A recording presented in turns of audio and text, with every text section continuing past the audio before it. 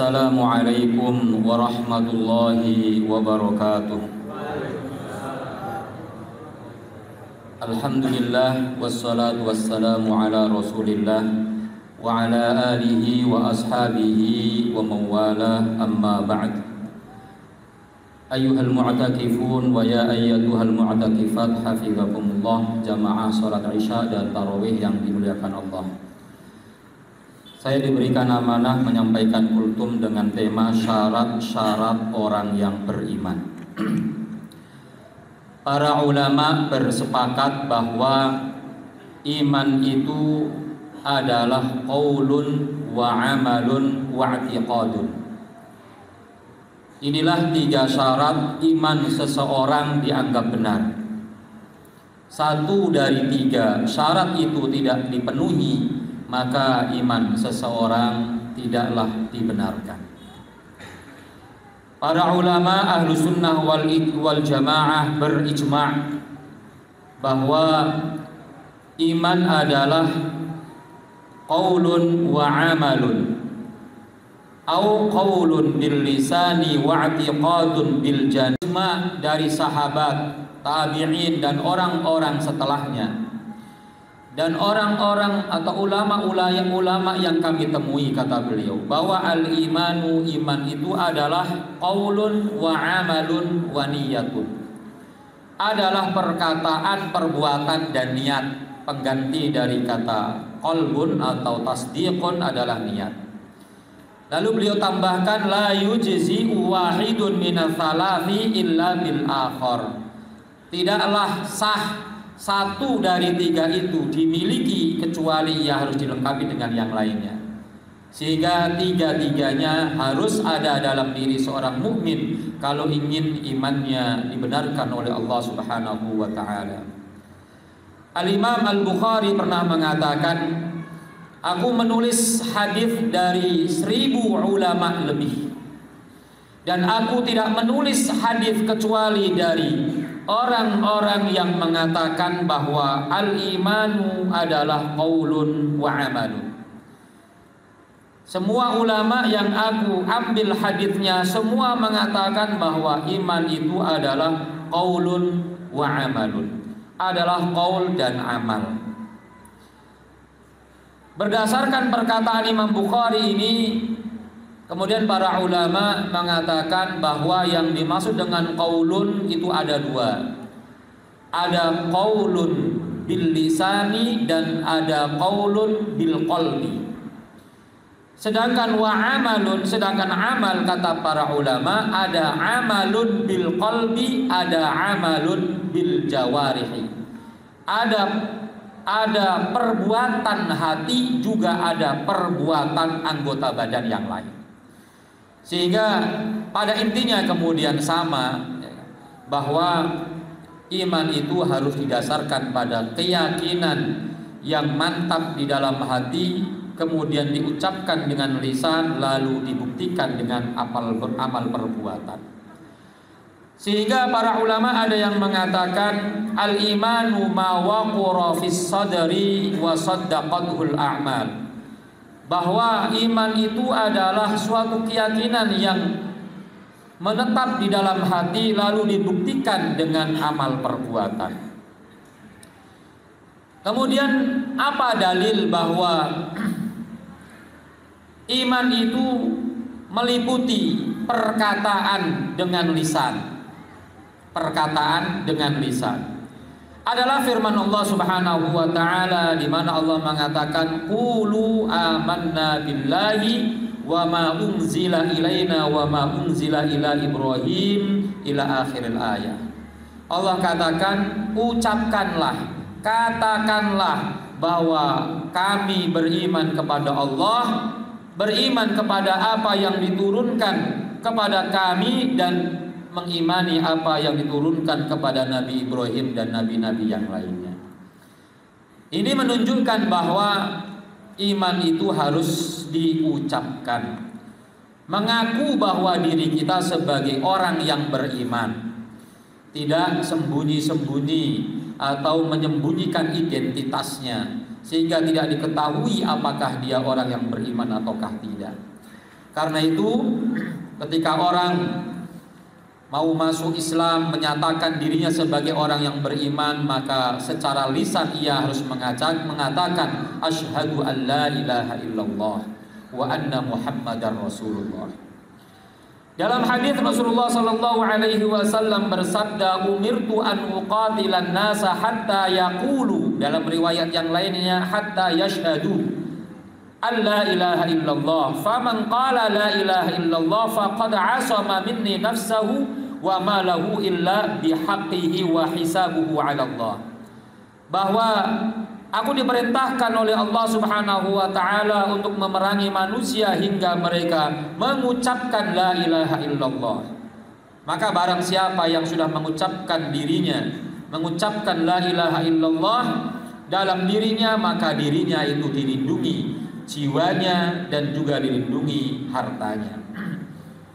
Kemudian qaulun bil qalbi, hati juga berucap yang disebut dengan at-tasdiq wal yaqin, yaitu mengakui dan meyakini.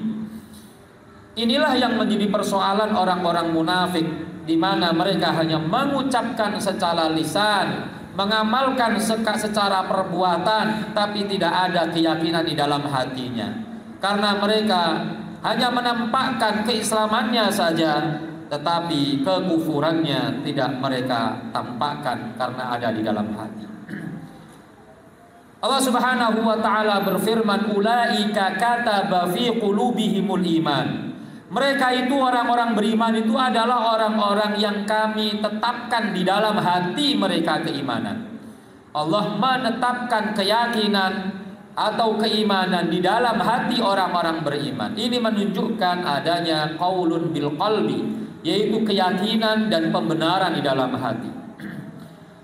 Demikian pula Allah Subhanahu wa taala berfirman dalam surah Al-Hujurat ayat 15, innamal mu'minun, sesungguhnya orang-orang yang beriman dengan iman yang benar adalah alladzina amanu billahi wa rasulihi tsumma lam yartabu, adalah orang yang beriman kepada Allah dan Rasulnya dan mereka tidak ragu-ragu.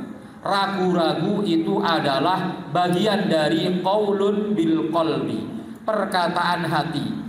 Ia yakin seyakin-yakinnya, tidak ada keraguan sedikit pun di dalam hatinya, meyakini Allah Subhanahu wa taala sebagai Rabb-nya dan rukun iman yang lainnya.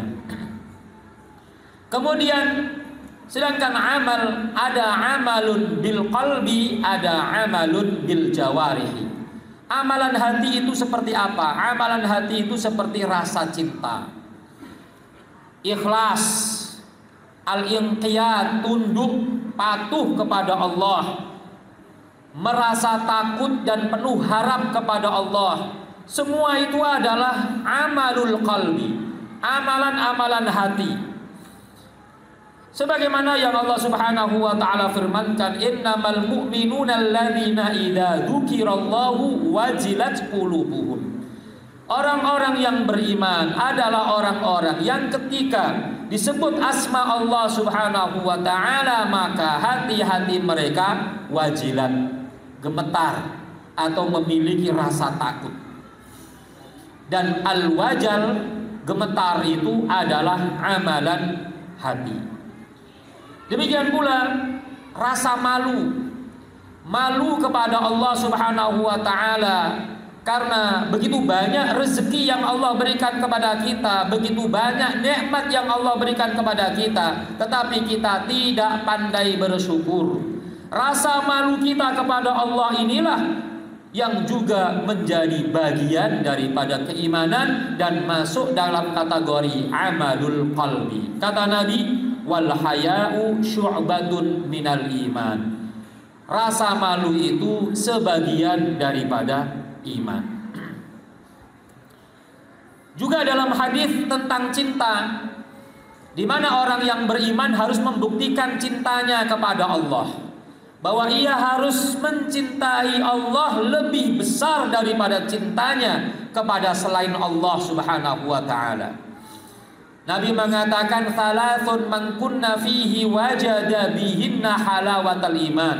3 hal apabila ada dalam diri seseorang, maka ia akan merasakan lezatnya keimanan. Salah satunya adalah ayyakunallahu wa rasuluhu ahabba ilaihi mimma siwahuma, yaitu Allah dan Rasulnya lebih ia cintai daripada selainnya.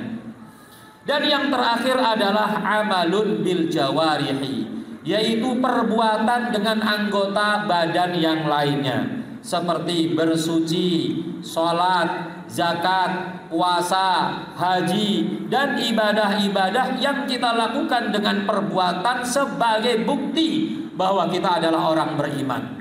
Dan inilah yang paling penting dan selalu menjadi PR bagi kita, bahwasanya kita hanya bisa mengaku diri kita sebagai orang yang beriman, tapi masalah sholat kita seringkali ada masalah, masih malas-malasan. Ketika kita diperintahkan untuk berzakat, kita ogah mengeluarkan karena begitu besar cinta kita kepada harta, kerja keras kita, banting tulang berkeringat kita, kemudian kita enggan mengeluarkan zakat kita karena kita lupa di dalam harta kita ada hak lis-sa'ili wal mahrum, wa fi amwalihim haqqun lis-sa'ili wal mahrum.